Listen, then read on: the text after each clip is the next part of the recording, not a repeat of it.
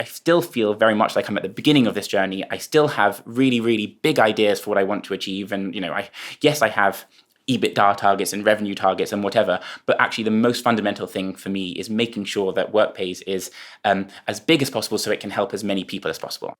Welcome to the Found and Funded podcast, a podcast for searchers by search experts where we explore the route to business ownership without having that $1 million idea.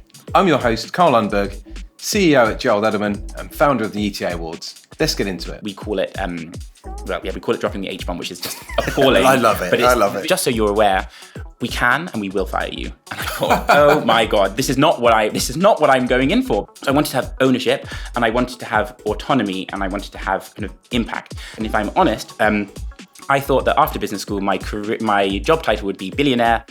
This time we're joined by Alex Glasner, former winner of an ETA award at the inaugural event.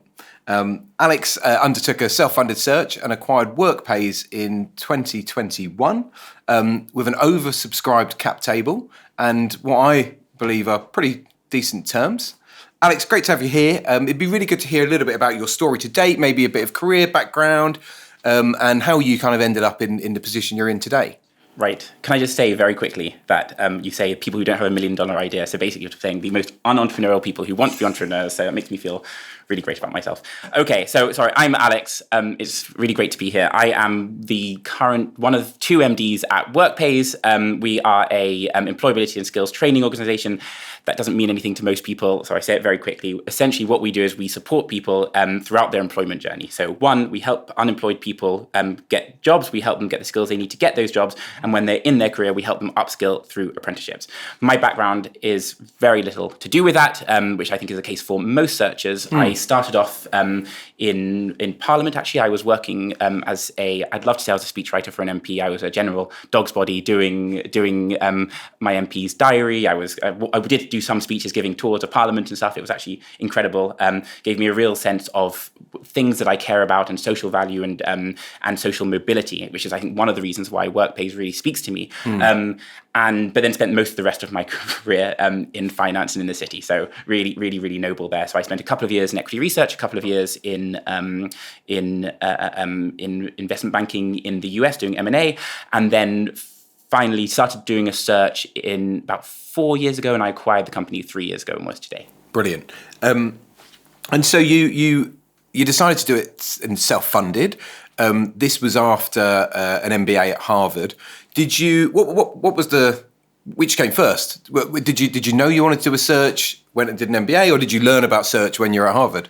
Right. So I had wanted to go to do an MBA in America my entire life. And the only reason I did it, if I'm honest, was because I really wanted to go and live in America. My whole life, since I was a kid, I decided I wanted to go and live in America. And it's a sort of Legally Blonde sort of thing. It's like it's hard.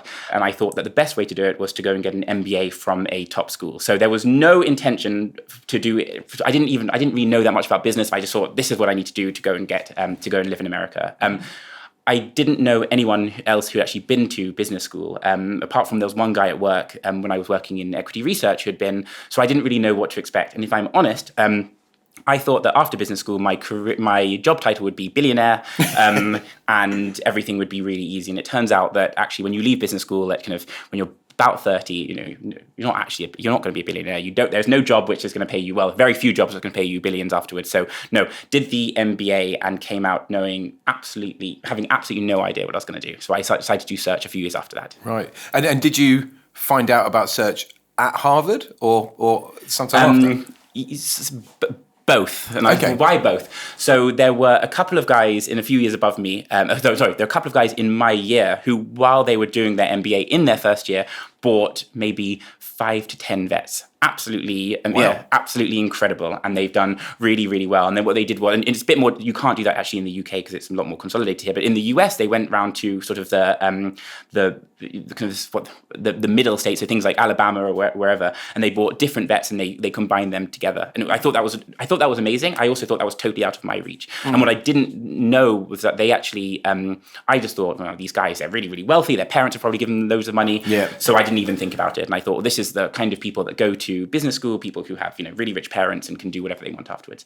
So I actually went into investment banking, and the pandemic hit, and I thought I'm doing a job that I like, but I don't think I love it. I'm definitely not going to be doing it forever. And I thought, I don't know really what to do next. And when I wrote down exactly what I wanted to do, and I thought, I really, really want to have ownership. And I don't mean equity. What I actually mean is the ability to make a difference to a company. And you know, when you're sitting there in investment banking doing slides, you're making absolutely no difference to anyone, because most of the slides are being changed anyway. Yeah. So I wanted to have ownership, and I wanted to have autonomy, and I wanted to have kind of impact. And I was speaking to my father about it, and he said, "Why don't you just go and do what those guys did at business school?" And I said, "Well, I don't have a billionaire father." And he said, "I'm sure there are ways to do it." So there's actually a book that two professors wrote at HBS called Rick and Royce. They wrote a book called the Harvard Guide to Buying a Small Business, or something like that. We call it the Bible. Yep. And I got that because I spoke to a friend who had taken their class. I read that book, and it completely changed my life. And so that was actually when I really found out about it. Wonderful. Yeah, because I think so many searchers I talk to, it's very much from academia, isn't it? Search, and so there are lots of books, there's lots of guides, there's lots of resources. Obviously, there's the Stanford primer, and I think it really helps coming out of a top school with an MBA. Obviously, you went and did banking, and then kind of decided to do the search.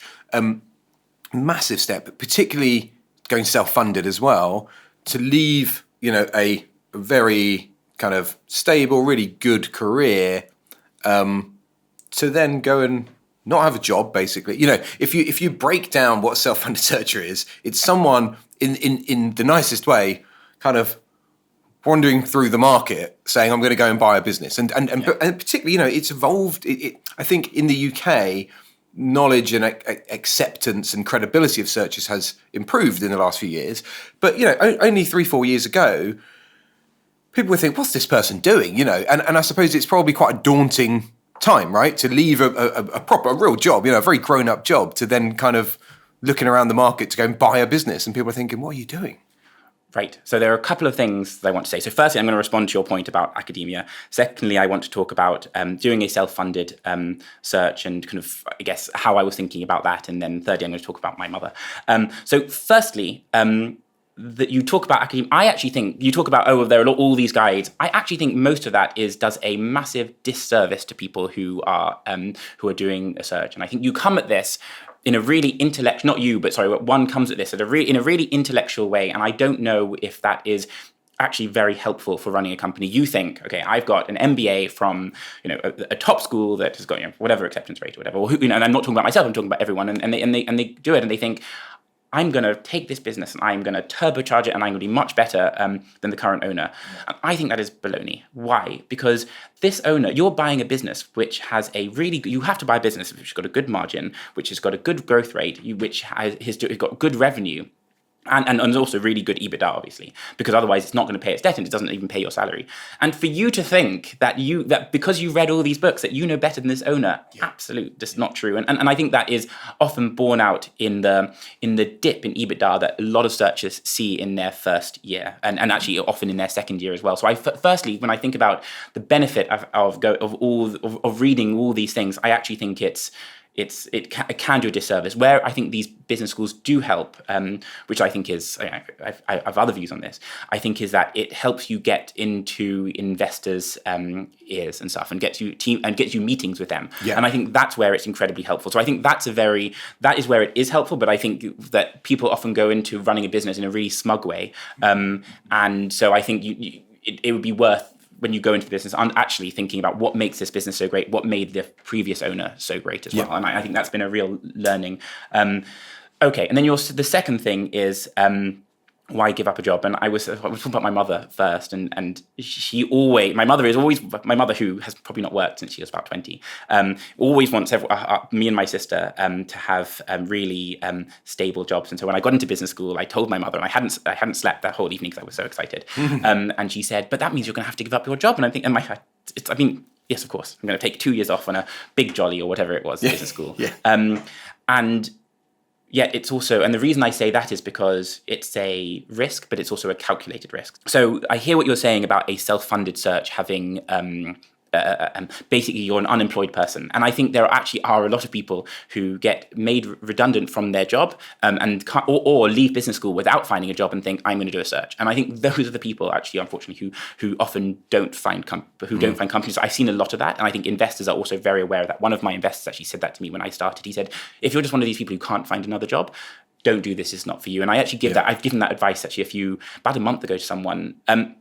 So I totally hear what you were saying, but so one, if that is how you view it and how you view yourself, then you shouldn't be doing a search. That's the first point. The second point is actually it is like with my mother, it is a risk, but it is a calculated risk. So there are huge amounts of benefits of running a search. So I actually thought if my search didn't work, I have set up a whole infrastructure of a company that I think is going to go really, really well on my CV. So actually, I thought that was totally okay. Yeah, I mean, just to make it clear, I have a massive amount of respect for people who do it. I mean, it's a leap to take. I think lots of people would love to do it. Not everyone should, but there are lots of people probably who are capable, but actually don't have the risk appetite. And I think taking that leap to go and do it. I talk to lots of self-funded searchers, and I know, and I haven't experienced it firsthand, but I know that it's a really lonely, daunting experience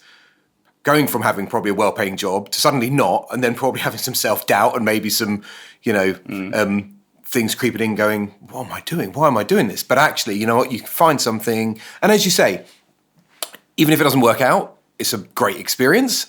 And if it does work out, you find something and you do the deal, and that's exactly what you wanted. So, no, brilliant. Can I just say that if you think that doing a search is lonely, wait till you run a company. It is 10 times more lonely. Talking to, I mean, I love it, and I actually really like the search phase as well. And it's also a lot more fun than the search phase. But if you think that doing a search is lonely when you're talking to owners every single day, when you're talking to friends about the businesses that you're looking at and how exciting this is, and you're building dreams and you're building a strategy, that's actually significantly less lonely than when you are running a company where you think, I'm asking people to do work for me. There's no way I can go for a drink with people, but it's not the same as having friends. So it's completely, if you don't want to be lonely, don't be CEO. Yeah, I hear that. Self-funded search, it's a little bit chicken and egg in terms of talking to investors because, they kind of want to see the deal before they're going to really engage. But of course, to get through the brokers and stuff, you want to have some backing behind you. I imagine, well, I've heard, and I believe it's true, having an MBA from Harvard probably helps when you're trying to raise some investment. Was your cap table mostly US investors, UK, Spain, elsewhere? Fine. So there was 2 points I was going to make here. So firstly, did you ask me when did you start speaking to investors? How did you think about that? Yeah, I mean, I suppose that there is there's a bit of a loop in terms of, with a self-funded deal. You haven't got much to talk to them about until you find the company, right? Right. So, okay, yes and no. So there are definitely some investors, and actually probably the majority of my investors didn't want to really talk to me, or basically said, come back to me when I've got a deal. Or actually, sorry, that's probably a small part of my investors. The other part were through other investors of mine who basically had said, come back to me when you've got a deal, and then I'll pass your SIM or whatever along.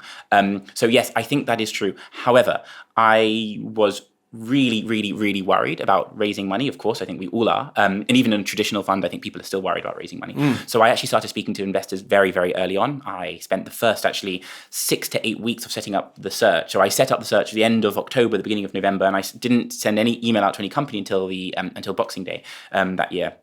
2020, because I spent most of the time actually building up all the presentations, speaking to investors, and I did build up links. So actually, what I wanted to do was have the benefit of a self-funded search with the infrastructure of a traditional search. So I had at least one call with an investor every fortnight, and I found that really, really useful, going through deals and understanding that. Then your second part was going to Yes, does that help? Is that helpful? There definitely is, and I do actually say this to searchers. There is unfortunately an element of that where we call it well, yeah, we call it dropping the H-bomb, which is just appalling. I love it. But I love it. It's not, and this is like this is what we talk about this a lot in about HBS searches. It definitely does help. You definitely get it into your emails, and I think that does get you through the door. That said, I think it's perhaps less that than a lot of the investors are links through HBS. So there are people, there are former searchers who I spoke to who put me in touch with other investors, but they were from HBS. Really, really, I actually thought that, and to answer your other question is what percentage come from the US and what come from the UK. I actually thought that investors, especially in kind of unknown countries, and that's sort of, I imagine that was for everyone outside of America, every other country. They wanted to have at least 50% of your cap table in the country. So I was really determined that I needed to have 50%. I don't think you do actually. I think actually, as if I think you could probably have, especially in the UK, which is a very popular market. It's probably the second most popular outside of the US. I think I could have probably done all American. And I know people who've done that. I did do 50% in the UK, 50% in the US. However, most were through business school links and then speaking to other investors and getting links through them. Yeah, and are they mostly high net worth? So are there any funds in there? I have a bit of everything, and I did that on purpose. So you spoke about I think you said I was oversubscribed, and I think so therefore I got to pick my cap table, and I was really lucky about that. So what I wanted to do was have a mix of people who I thought could help me, and I'm going to come back onto that in a second. So I have high net worth individuals, I've got people who are searchers, people who have finished their search and then have earned money and invest. I've got some private equity funds, I've got people who just have retired and then want to spend their money, so they join together with other people. There's a complete array of people. The point I want to make is that about picking your cap table is, when I did it, one of my investors said to me, "You're thinking way too much about your cap table, and you're thinking way too much about them helping you. You're the CEO. You're going to have to do this by yourself, and ultimately you're not going to need us." And I think that's totally true as well. I think that I look. You've got first-hand experience of this, but I think that is a departure from the traditional Stanford model, right? We talked before we started recording about the jockey, the horse, the coach. In a traditional search fund, I suppose the traditional theory would be you have a fairly fresh MBA coming out with not a lot of operational experience, acquires a business, but is coached by a board consisting of some investors and maybe some external parties with operational, maybe some industry experience and stuff. I suppose in a self-funded deal, people are probably less expecting to have to get involved in that, and they're kind of saying, "Look, you bring me the deal, I'll give you the money, but then it's over to you." Is that your experience then? So I don't know how true that is. So yes and no. So one, I don't know how true it is because now traditional self-funded searches have significantly less equity. So that would suggest that actually I don't know. And you probably know more about this than I do. That maybe the board or the investors have more say because they also have more equity. That's the first thing. Secondly, I do have a really, really great board. I've got two of the biggest investors on our board, and they are really active and really, really helpful. However, I see them once every quarter, and I probably have calls with them, maybe one other time between each meeting. I mean, yes, I think you are right that I think when people have less equity stake, they have less investment. But actually, what I hear that you're suggesting about the way a CEO has the coach and the jockey has the coach. It suggests that actually the CEO is just an employee, right? And that therefore they've got a chairman or whatever, or they've got this whole group of people around them telling them what to do. The whole point of this and making money for investors is about you being CEO and you being autonomous. So I don't know how. I don't know about traditional searches. I know, at least for my case, I do have a lot of autonomy, but I also think that comes from getting the board on side to my strategy as well, hopefully. Absolutely. Well, I think, traditionally in business, shareholders, a board will charge the CEO with running the business, and the CEO goes and runs the business, and quarterly the board have the opportunity to tell the CEO they don't want them to run the business anymore, but in between those meetings, they leave them to it, right? And this is entrepreneurship through acquisition. You should be entrepreneurial, and I think there is a spectrum of kind of one end more entrepreneurial and the other less so, and I think certainly self-funded search is towards the entrepreneurial end, right? Whereas the traditional probably a little bit more nurtured, and then you've got kind of the the incubators, the likes of Novastone, for example, where you kind of apply for a CEO job. Yeah. And so, yeah, definitely more at the entrepreneurial end, which it sounds like that's what you wanted, right? 100% actually. And so a couple of points on this. So one, I remember speaking to an investor who, not one of my investors, but a potential investor in America who runs, I think, an incubator thing where, a single fund that funds you to search. And he said to me, just so you're aware, we can and we will fire you. And I thought, oh my God, this is not what I'm going in for, because, I think as a self-funded, so as a searcher, you need to have conviction. Now, I think that I realize that doesn't completely gel with what I was saying before, is that, you think you're academic and you think you know better than everyone. No, I think you need to go in and learn. But I think once you've come up with a strategy, once you've been in the business for a while, you need to have real conviction to pursue it. And I think as an employee, I think that can be slightly more difficult as an employee. So I think there are a lot of people, and it goes back to what we were talking about right at the beginning.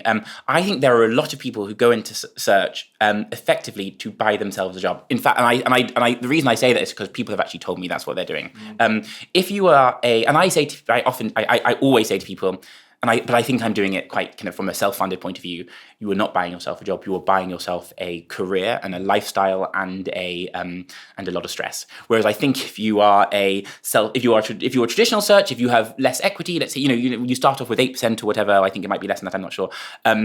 You're effectively buying yourself. You're buying yourself a job for a few years, but then that also, and yes, so I think there has a potential to be less entrepreneurial. It enables you to be less entrepreneurial if you want to be, but then also your returns could be significantly lower. So obviously the risk and return goes there together. That's right, but I do think in those situations,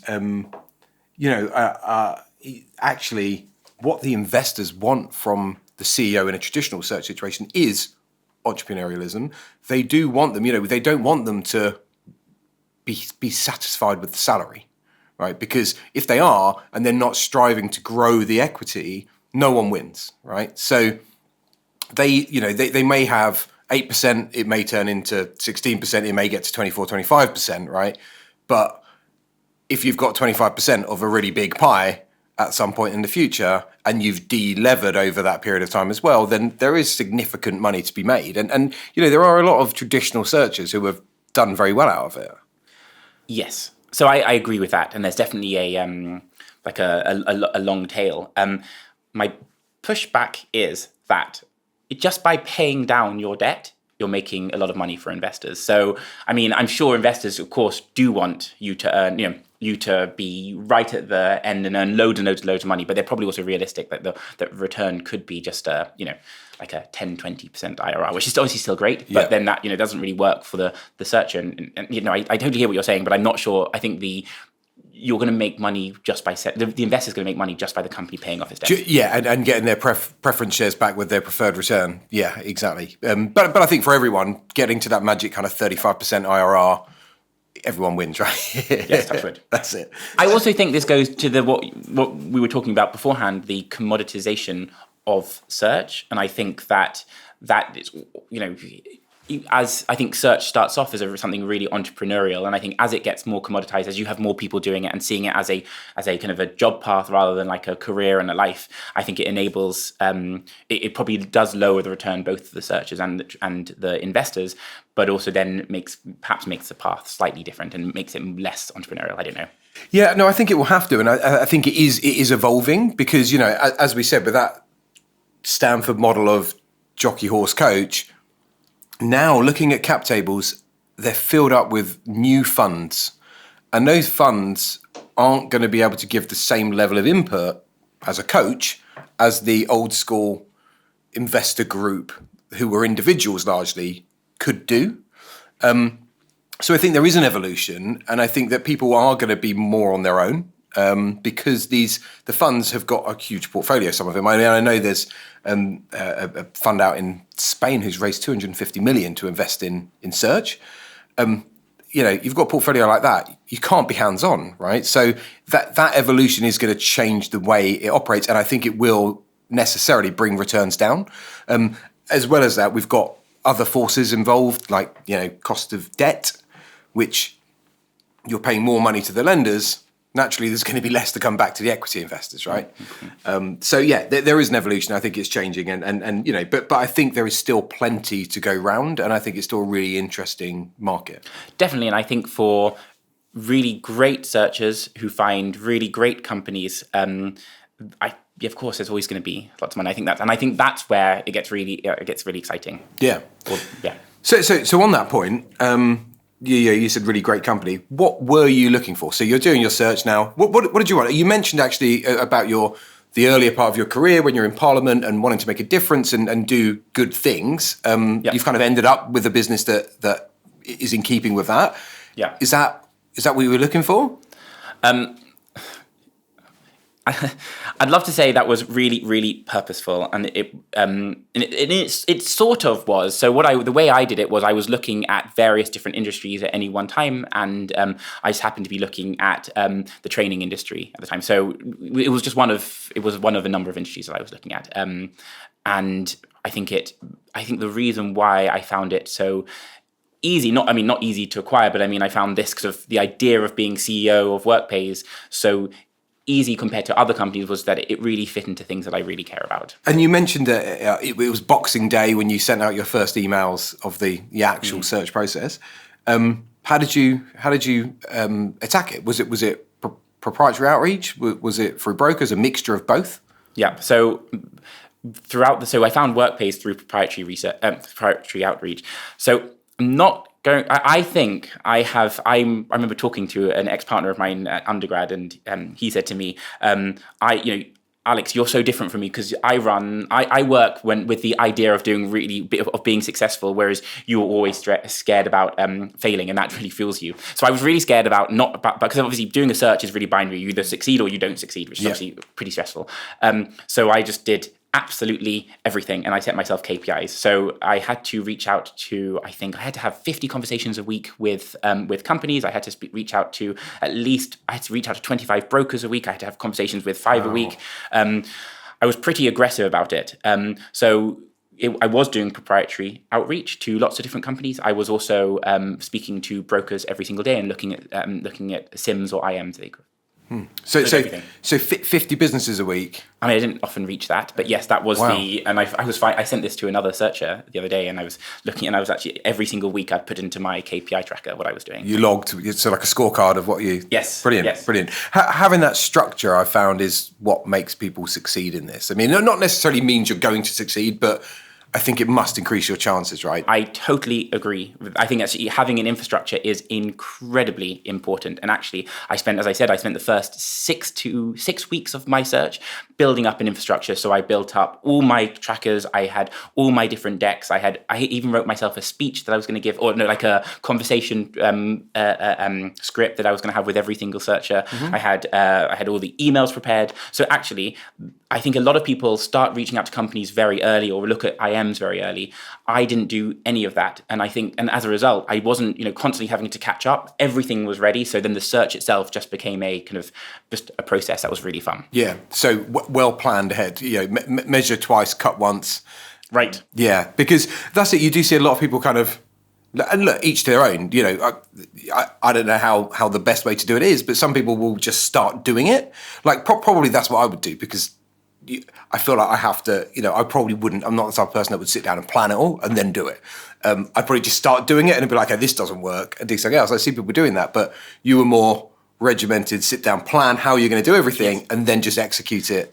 I'd love to say it's because I'm brilliant, but it was not. It was actually because I was so scared about speaking to companies and stuff. And I thought the more I can do to push off speaking to companies, the better. So including, you speak about all these guides. I read every single guide, and then I took notes on them, and I'd keep looking at my notes, and I thought, no, I do ultimately need to. I've actually got to do it. So I think, but that said, that nervousness really, really paid dividends. Yeah, great. Okay, and so you said training was one of the industries you were looking at. Did you have like a few specific industries you wanted to look at? Were there the standard kind of characteristics of a business that you had to tick? Yes. So I cannot remember all the industries that I look at, but I had a long list when I first started, actually, of every single industry that I thought I would look at over time, and that changed. And probably every month I was looking at 2 to 3 industries. So yes, totally was looking at industries. How did I find those industries? One, yes, it had to fit certain criteria. To be honest, I was a bit lazy, and I just looked at what other searchers had done. So there's searchfunded.com, and you saw other companies that people had bought, and I thought, oh, that's a really good one. Or I spoke to people in the US, and I thought, okay, I'll try and do this in the UK. So for example, that vet, those people who bought the vets, I thought I'd do that. As I said already, actually vets are about 90% consolidated in the UK. So I was trying to import ideas over to the UK. Everything needs to fit in with a certain criteria. So I had lots of criteria that I was really keen on, and that you need to fulfill. So for example, it needs to be recurring, not repeat revenue. That was probably the most important one. It needed to have a certain margin. I needed to have a certain revenue, a certain growth rate. I needed to have a certain number of staff. So for example, one of my investors said that when he bought his company, he had like 8 staff or something, and then someone quit. And he said, when you only have 8 people, if one person quits, that is the end of the world. And he the way he described it, he's like, absolutely everyone is wearing a not a bomb vest, what do you call it, like a suicide belt, because like one person can blow up the company. And so one of my criteria was also because of that to make sure I had at least 20 staff for any company I was looking at. So yes, I had all these criteria, and every time you looked at a company, you'd go through that. So although maybe some of your planning, or maybe the length of your planning period, was as a result of almost putting off having to do the bit that you weren't looking forward to, actually it meant that you had lots and lots of time to think and really kind of home into exactly what it is that you want, and then focus on that when you were doing the search, right? Yeah, 100%. Brilliant. Because I think actually one of the things that is probably quite difficult and people have to learn if they haven't planned is, how do you quickly rule something out? Because if you keep going down a path with these businesses and then finding out after several weeks that actually this isn't right, you can waste a lot of time. Yes. So I tell you what, everyone has the first failure. So you have a company that you fall in love with, and you're like, this, I cannot believe I've been doing this for a week and I've already found a company. I cannot believe how amazing I am. And then you actually look at the company, and then you look back at that company once it hasn't worked out, and you think, what was I thinking? I was just finding stuff. So I think a lot of this is learning. I think where the benefit of a traditional search is that you are talking to investors all the time. So that's something that I want to do. So I actually, every time I looked at companies or I was looking at the industry, I would speak to some investors and say, these are 2 examples of companies I'm looking at. What do you think? And I was looking at a really great company on the South Coast that had lots of repeat revenue but not recurring. And one of my investors just said, no, this is not, don't look at this. This is, I've seen lots of businesses like this in the US. This will not work. Okay. So, no, but there's a lot of trial and error. And even if you've done all, the best preparation in the world, you're still going to find companies that you shouldn't buy. Absolutely. Yeah. Okay. So you identified Workpays, proprietary outreach, pros and cons to that, I think, to kind of not having an advised or brokered deal. What was the process from kind of the initial conversations to kind of getting over the line? Obviously, there's raising the debt. There's negotiating terms first of all. LOI, heads of terms, then talking to lenders, DD, SPA, close. How was that? So, firstly, I've one other thing I wanted to say. To your last question, which is, fail as quickly as possible. Absolutely. That I think is really, really important. And so one thing I think your question was, how do you know when a company's not going to work, or what do you do? You don't know, but if you feel like it's not going to work, don't pursue it. And you often see people who pursue and you think, no, you just need to let this go because it's not going to work. The seller is not interested. Just move on. And then you move on to the next one, and that makes the process a lot quicker. And you get used to that after the first failure. Or not first failure. It's not a failure. It's the first company that doesn't work. Okay, what was the process? So I had a very regimented process as well for this, as you can probably imagine. There was always a first call, half an hour.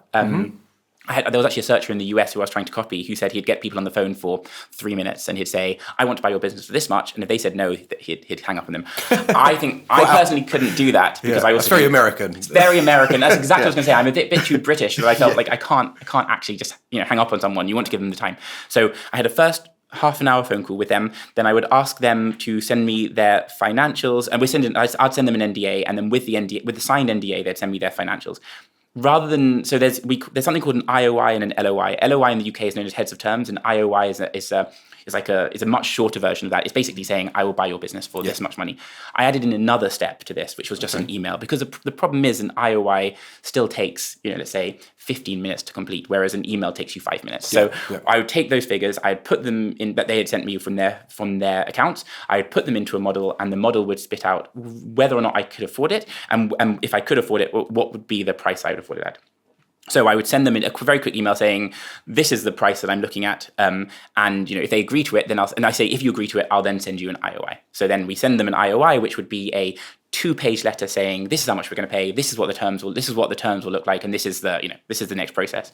If they agree to that, you then send a mini request, a due diligence request, much shorter than you would do for the LOI. And what that does is that enables you to build a very big model. So I had my model that I could just plug in the numbers to, and then I had a very, very, very, and then I'd build, because my background is in finance, I'd build a very extensive model, a pay down model that would also forecast the next 5 years, I'd put a lot more detail into that. So I'd look at every single line of revenue and forecast it as well as possible. Once I got that would confirm whether or not this was a good deal, and then I would send them an LOI, and the LOI, then you negotiate over the LOI. The LOI is basically is the basis of the SPA, the share purchase agreement.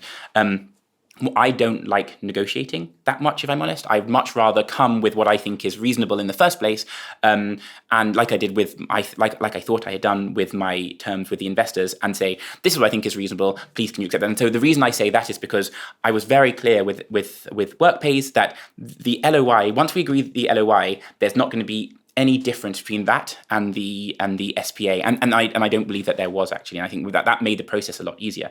So you sign the LOI, and then straight away you get to work. So the first thing, I spent the first week building out a deck. A slide deck for the bank. So basically using the model, and then setting up DD calls with there were 2 owners of Workpay, setting up calls with them to create it was only like a 15-20 page deck, which for a banker unfortunately is nothing. And then you go in front of banks. And my plan was to get a bank on board, because I thought that getting the debt would be easier, and I also was too scared to speak to investors, although I'd been speaking to them, they knew about this deal, but I was too scared to ask for money. So I thought if I got a bank to agree, then investors would probably come along as well. Yep. So then you speak to the bank, and then you also set up calls with investors while doing your due diligence.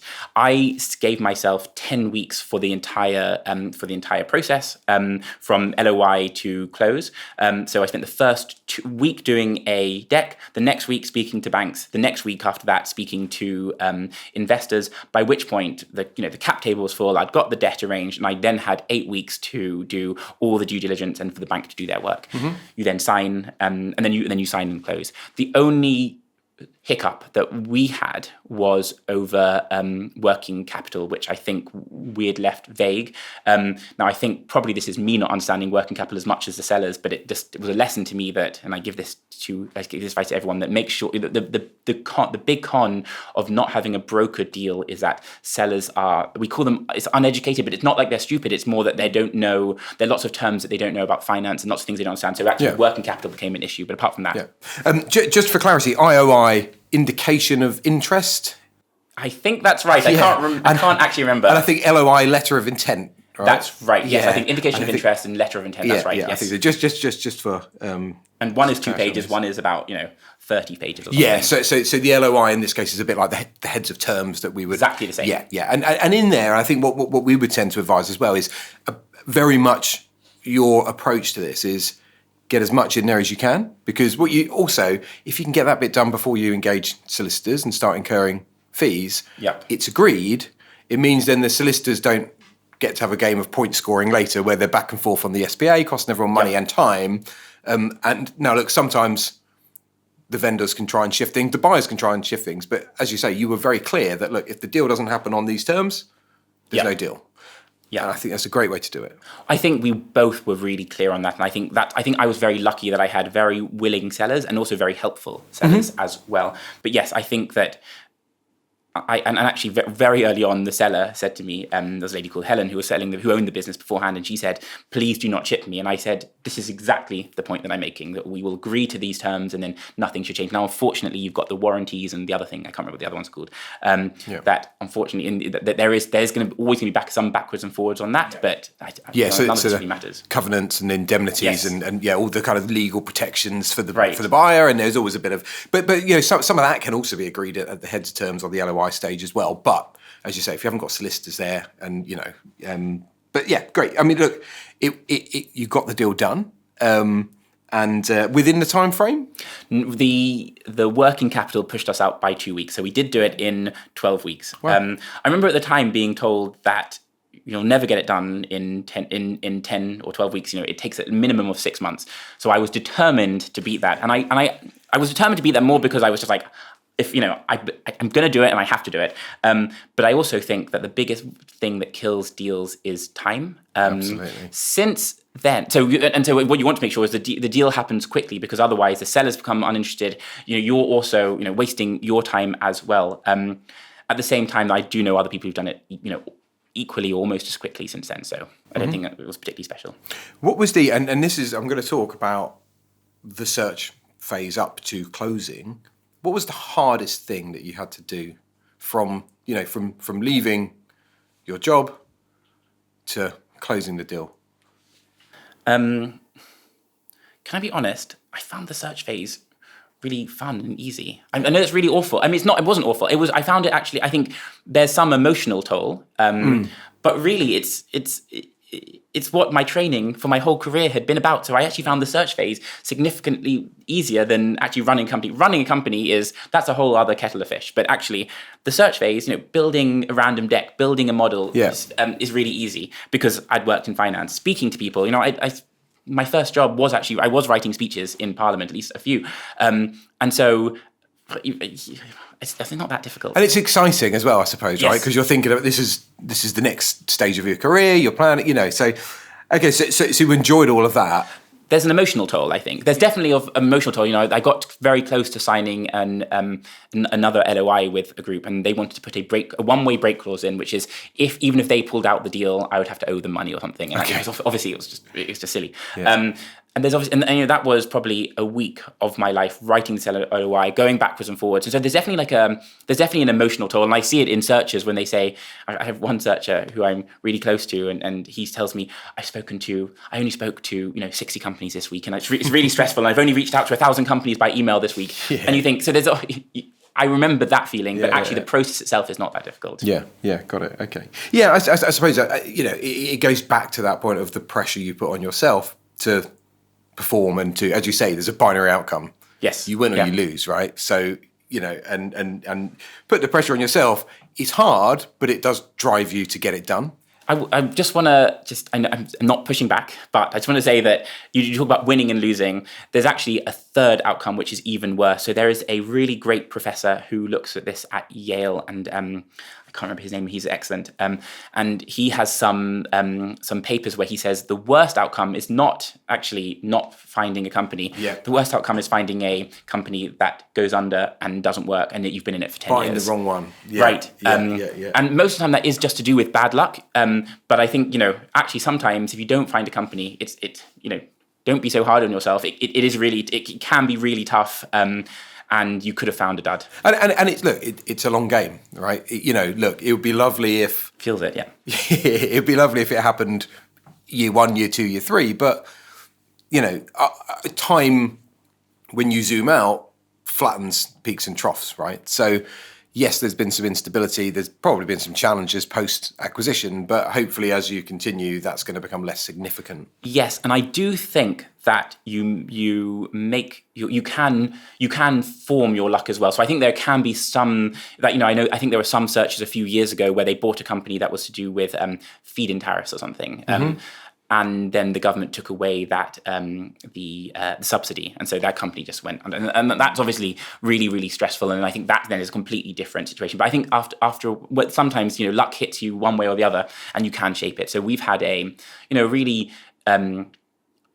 it's been a really great year of learning for me, and I think that had I had some of the challenges that I had this year, I would have dealt with them completely differently. And I think actually at least after a couple of years, and it probably should have taken me a bit quicker, you are able to form your luck and change your luck. Hopefully, it's part of it, right? No one's going to go into this and know exactly how to do it from day one. It's really funny. There's a guy called Jim Sharp, and he has an absolutely amazing website, and he is he is incredible, and he's in the search world in America, he's really, really, really important. And was actually at HBS, and is just a really great guy. And he's one of my investors, and he spoke to me, and he said, Alex, during your first week, don't be one of those people that comes along and think you're going to make lots of difference and then change the phone contract. Mm-hmm. And I said, literally, I'd been owning the business for like 2 weeks, and I thought, I didn't tell him this, but I literally just changed our phone contract and saved us money. and he's like, you want to focus on like the big picture things, not small things. And I was so proud of myself for saving the company maybe like £1,000 a year or something. But yes, no, you definitely do learn. You definitely learn. Yeah, great. And so I suppose, here you are now, co-MD, running the business. There's been some ups and downs, by market conditions, political environment, whatever else. What's the plan? What lies in the future for you? So I'm really proud of the work that we do. We are really making a difference to people's lives. There are people who've come to us who haven't worked for a decade, and we are finding them employment and giving. And a lot of people have said to us, "You've actually given my life." And I'm not saying that job gives you purpose, but I think it gives some people purpose. I've had some people come to us and say, "You've literally fundamentally changed my life. I feel like I have purpose now." We are helping people, some of the most disadvantaged people in the UK to really progress in their careers and in their lives. And our niche at Workpays is helping helping people that other people don't want to help, and also helping young, they're known as NEETs, people who are not in education, employment, training, that also other people don't want to help. And the final thing that we've added on since I've been here as one of our key differentiators is being more green. We are the first training provider that is has a green element in every single one of our courses, and what we're trying to do is help you, given that actually as the economy becomes more and more green, people who are on minimum wage are going to be the first to lose their jobs or be affected by it. We're trying to support that transition. Mm-hmm. Why do I say that? I say that because I want us to help even more people. I am determined that we are going to grow, and we're going to be significantly bigger and more impactful than we are now. So I still feel very much like I'm at the beginning of this journey. I still have really, really big ideas for what I want to achieve, and I have EBITDA targets and revenue targets and whatever, but actually the most fundamental thing for me is making sure that Workpays is as big as possible so it can help as many people as possible. Yeah, growth and expansion, which because you believe so much in what you do, you want to do it more widely. Exactly. And that leads to growth, right? So, the financial growth will come with the expansion of the provision of service. I hope so. Yes, I hope so. That's the theory. Brilliant. So I think there's a question that we ask everyone at the end of each episode, and that is in your journey to date, and it can be from the day you were born to today, or your career, or however you want to look at it. Really, who has taught you the most? Oh gosh, do you know?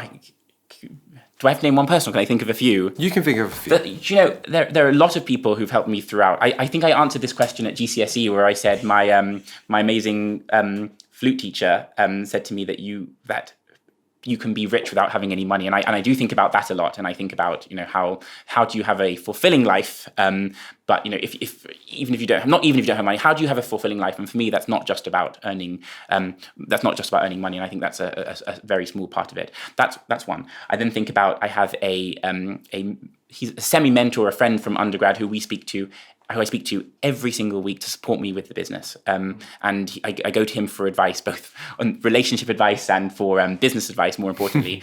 And then also I think about the people that I'm running the business with. I think I am a fundamentally different person today to who I was when I first came into Workpays. And I think part of that is because of my co-MD, Anne, she is just such a different style to me. And yet yet she's so incredibly successful, and I think I've learned so much from her about how to deal with people, how to to be more effective as a leader in a way that probably didn't come naturally for me at the start. Yeah. So her as well. Brilliant, that's great. Well, Alex, I've really enjoyed the chat. I think you've really imparted some great insights about the self-funded process, raising money, getting the deal done. So thank you very much for joining us and coming on today. Thank you for having me. It's been great. Don't forget to follow us on LinkedIn and Instagram at the Found and Funded Pod, and comment who you'd like for us to sit down with next. If you have any questions about what we've discussed today, drop me a message and let's have a chat.